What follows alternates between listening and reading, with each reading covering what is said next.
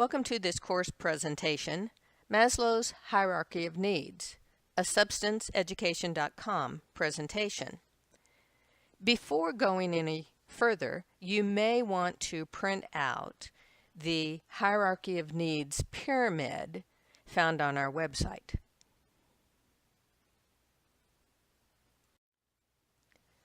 Let's spend a moment discussing what you will learn in this presentation. Our goals include to learn about the Hierarchy of Needs model, to define self-actualization, to examine behaviors needed to reach self-actualization, and to examine how addiction plays into the hierarchy of needs. So let's get started. Maslow's Hierarchy of Needs is a motivational theory in psychology comprising a 5-tier model of human needs. The hierarchy is often depicted in pyramid form. In his influential paper of 1943, A Theory of Human Motivation, the American psychologist Abraham Maslow proposed that healthy human beings have a certain number of needs, and that these needs are arranged in a hierarchy. Some needs are more primitive or basic than others, with higher needs coming into focus once lower, more basic needs are met. Later in this presentation, we will discuss these needs in greater detail. This slide gives you an example of a traditional hierarchy of needs pyramid. The pyramid is to be read from bottom to top.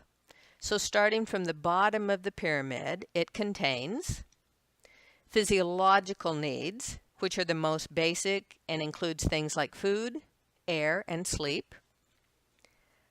Until these needs are met, the individual will be focused on just staying alive.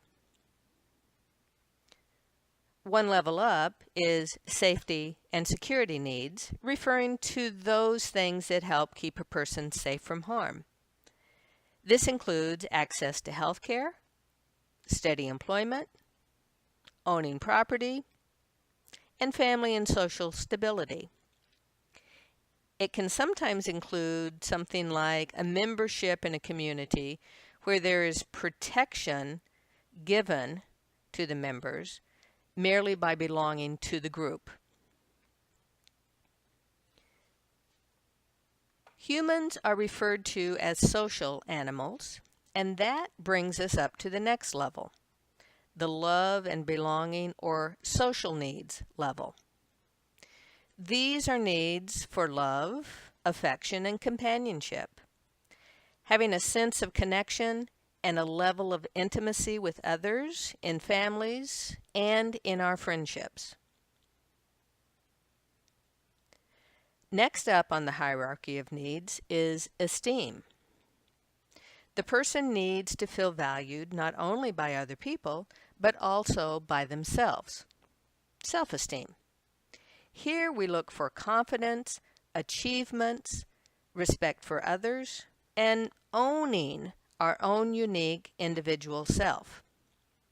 At the top of the pyramid is self-actualization. This is the ability of people to live up to their potential. This cannot be accomplished until the lower needs are met. Maslow called the bottom 4 levels of the pyramid deficiency needs, because a person does not feel anything if they are met, yet becomes quite anxious if they are not met. The 5th level of the pyramid, Maslow called a growth need, because it enables a person to self-actualize or to reach his highest potential as a human being. Deficiency needs arise due to deprivation and are said to motivate people when they are unmet. Also, The motivation to fulfill such needs becomes stronger the longer in duration these needs are unmet. Here's an easy example. The longer a person goes without food, the more hungry they will become. Growth needs do not stem from a lack of something, but rather from a desire to grow as a person. Every person is capable and has the desire to move up the hierarchy to reach the level of self-actualization.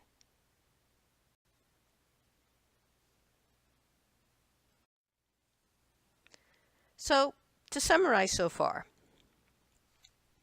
human beings are motivated by a hierarchy of needs. These needs are organized in a hierarchy of dominance in which more basic needs must be met, more or less, prior to higher needs. The order of needs is not rigid, but instead may be flexible based on external circumstances or individual differences. And most behavior is multi-motivated, that is, simultaneously determined by more than one basic need.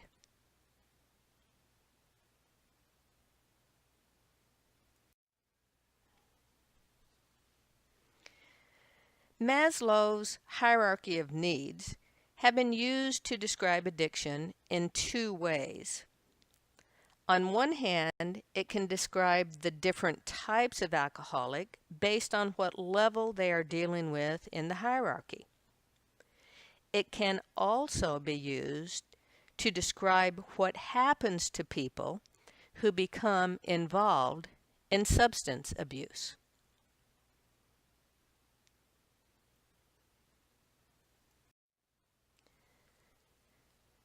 There can be different reasons for why people turn to alcohol or drugs, depending on their location on the hierarchy. So let's look at some examples. The individual may use these substances because they are deluded into thinking that it is necessary for their physiological survival. An example of this would be the person who is afraid to stop because they worry about severe withdrawal symptoms. The person may turn to substance abuse because they believe that it benefits their security needs. When they are inebriated, they develop a false sense of security. And then these substances can deceive the individual into believing that their social needs are being created for. The truth is that the friendships found in bars and drug dens tends to be shallow. And one of the most common reasons for why people use alcohol or drugs is that it seems to give their self-esteem a boost. Unfortunately, this effect is only temporary because addiction means that the individual will lose the respect of many people, and eventually they will lose all their own self-worth.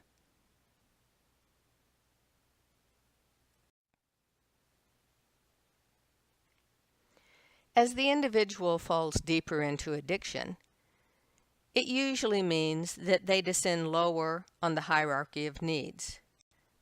And this occurs because sometimes substance abusers will have spiritual experiences that help them end their addiction, but it is unlikely that they will ever have a transcendence experience. This is because most spiritual paths involve sobriety, with the exception of shamanism, where drugs may be used in a very controlled way to reach heightened states of consciousness. In order to self-actualize, the individual will need to have all their lower needs met. The individual may be a high-functioning addict, but the fact that their lower needs are not being properly cared for will keep on dragging them back down. Addiction causes people to lose respect, and inebriation means that they do things that they later feel guilty about. This means that although the individual may have begun using alcohol or drugs as a means to boost their self-esteem, it will be having the opposite effect. Substance abuse is poisonous when it comes to interpersonal relationships, and the individual may spend their time with fellow addicts who are unreliable and a negative influence. This means that the person's social needs will not be met. Alcohol and drugs can give people a sense of security, but it is actually making them more vulnerable. By the time the individual realizes how badly their addiction has impacted their life, they may have descended to using these substances out of a sense of physiological necessity. And by the time the individual reaches the bottom of the hierarchy of needs, they will feel unable to cope without alcohol or drugs. And unfortunately, if they have to choose between food and these substances, they will choose intoxication every time. The addict can be stuck at this basic level of survival indefinitely.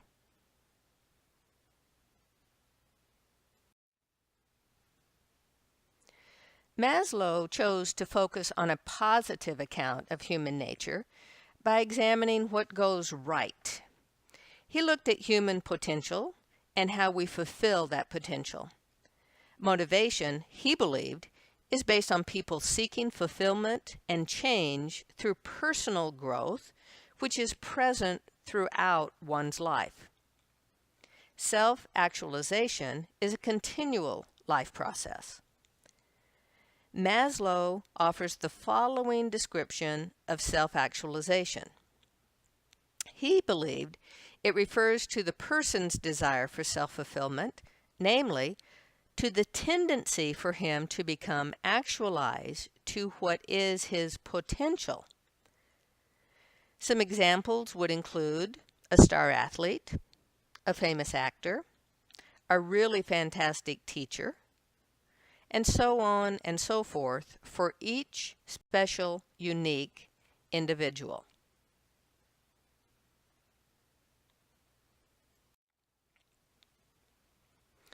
Maslow, in his studies, determined that there are 15 characteristics that are present in a self-actualized person.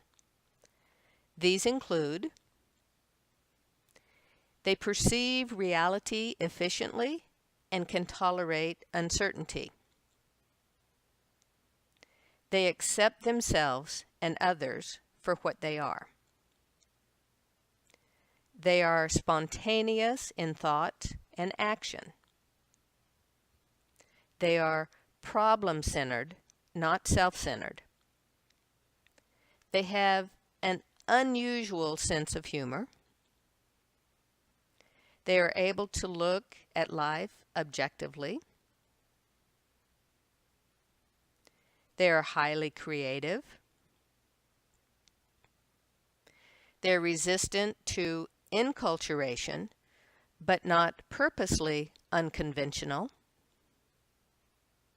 They're concerned for the welfare of humanity.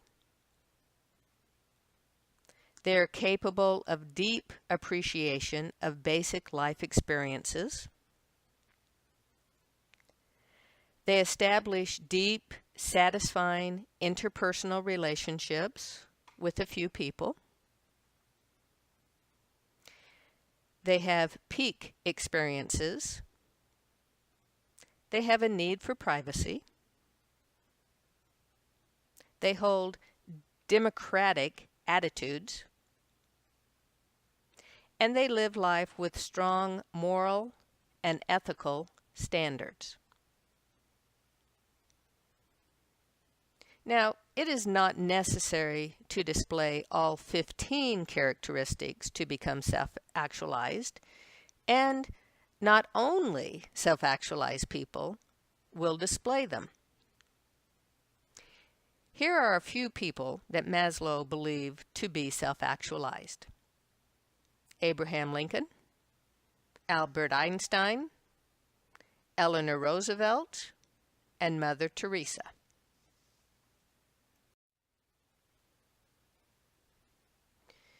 People will achieve self-actualization in their own unique way. Self-actualization is a matter of degree. There are no perfect human beings.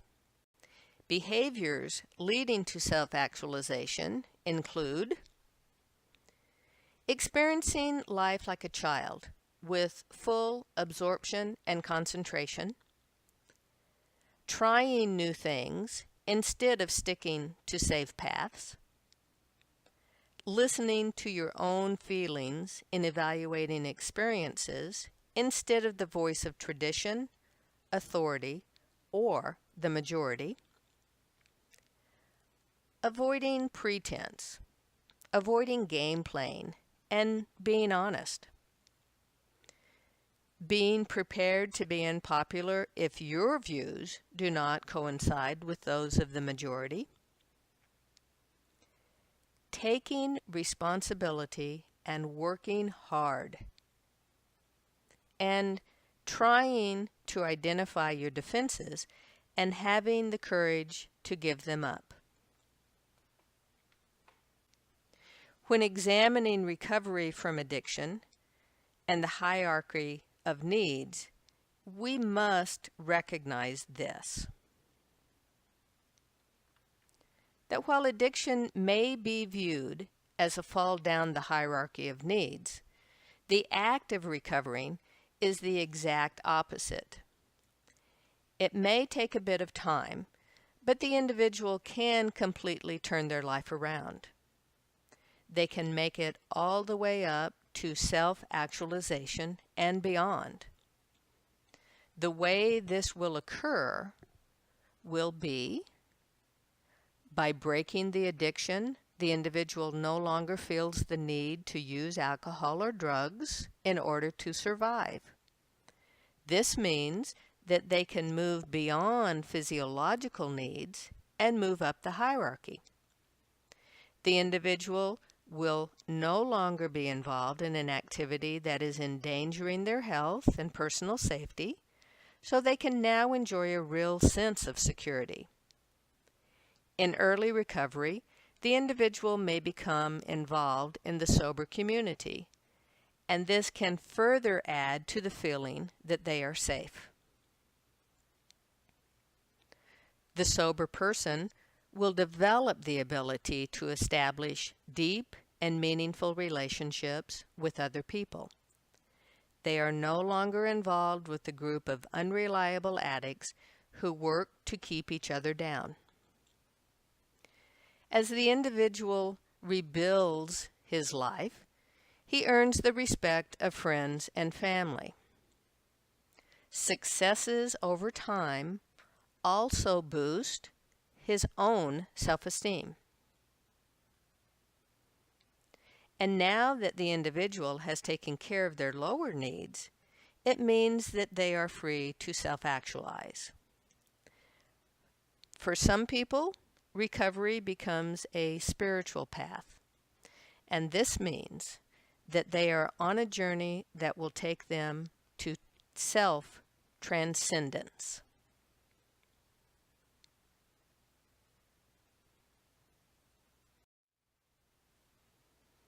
So, in conclusion, for those people who are willing to do the work to reach self-actualization, life can be wonderful. Alcoholics and addicts tend to have difficulty due to the use of chemicals which interfere with their ability to realistically evaluate self. And it is only through recovery that one is able to fully grow and change. And this change can lead to self-actualization.